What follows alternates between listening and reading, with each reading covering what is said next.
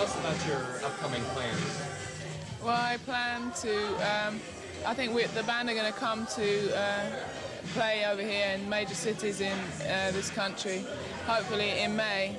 So, but before then, I go to Chicago, Los Angeles, and Washington. And it's very cold in Chicago, and I'm absolutely terrified. I mean, I don't dare walk out of the hotel now unless there's actually a car waiting outside that I can leap into. It terrifies me.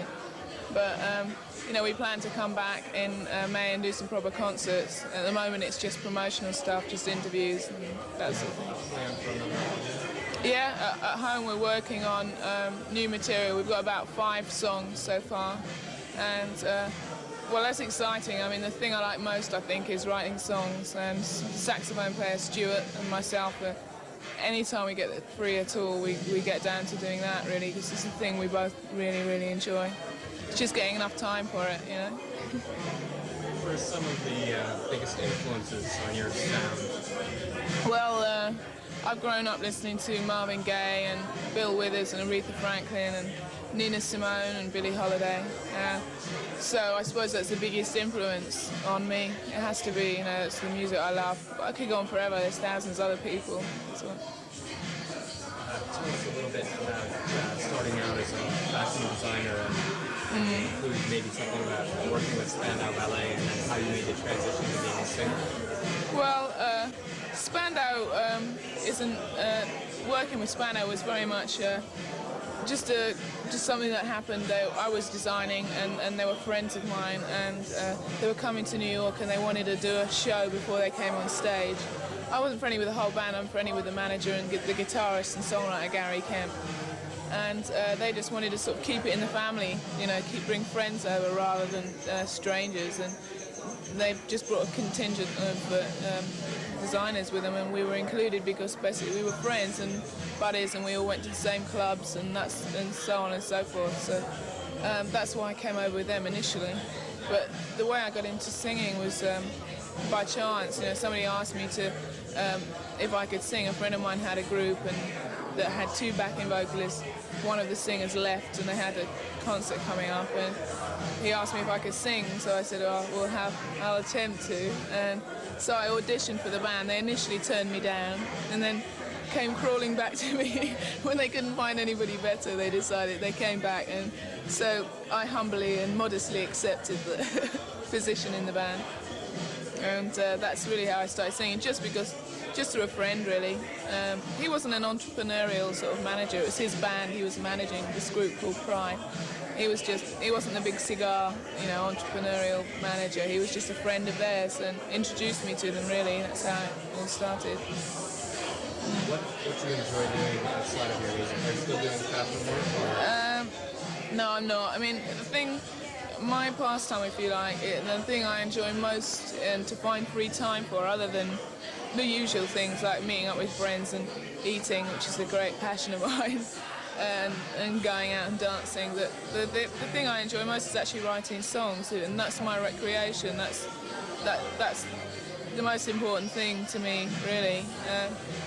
Being allowed to have some time to do that is crucial. You know, that's my pastime. Do you think it's going to be tough to break into the American market, or has it been difficult so far? I don't know. It hasn't been tough everywhere so far that we've released the album. I mean, surprisingly enough, I mean, it was a surprise, although you want success and you crave and hope for it. I mean, everybody, I think every artist intends that one day that you know, they're striving for success. But I mean, I was very surprised at how it was received everywhere in Europe. Everywhere it's been released so far, it's been received very quickly and spontaneously. So, I mean, I don't see why it should be any different in America. Possibly it will be, but I hope it won't be too hard, you know. Have you set goals for yourself for this year? Has the band got a goal? Our goal is basically to get better, to keep our sound, but, you know, improve. I mean, we've got a long way that we can go. I think that we've done a lot making Diamond Life. We've done a lot for a first album, but we all still think, and especially me for myself and the pressures that I put on myself to improve, that, you know, we have a long way to go. And really it's to make a greater album, you know, than Diamond Life, and stick together as friends and enjoy it, keep enjoying it. I mean, that is, fundamental importance that we carry on enjoying each other's company, and I think that's the only way we can really make good albums anyway. But it's just to stretch a bit and expand and get better with what we've got, but get better basically. What did you think of the idea of the basement tapes? Well, I mean, I don't really like directing other people's careers, basically. It's hard enough to direct your own. Me sitting there with my pencil saying, yes, this is okay, this isn't. Some of it was awful, and some of it was very good. I don't know how much it's got to do with how much money is available to do it. I mean, that must be something to do with it, to do with the end result, because basically on the whole with videos you can only do a good video if you have a certain amount of if you have access to a certain amount of money. So I don't know how fair it is, but I hope I was fair. I don't like deciding other people's future particularly. I'm not good at it. What did you judge people by? What was your criteria? Well, I think this initially, the song and the performance, because however good or bad a video is, the person can perform and put as much in as as they're capable of. So I suppose that the most important thing is the music first, always, and then the performance, and then the video is almost less important because of all the things that go behind making a video. You don't really know what the background is, so they can't judge too harshly on that. People will probably be curious what the origin of your name is. How does that Sade. Well, it comes from Nigeria. My father's Nigerian and my mother's English. But I was christened Helen Bola Sade, and the Nigerians wouldn't call me by an English name because of the Nigerian pride. So I've always been Sade, which is an abbreviation of Bola Sade, which is the full name. Last thing, just a fantasy question. If you could do anything, absolutely anything. Well, I'm a shoe fetishist, and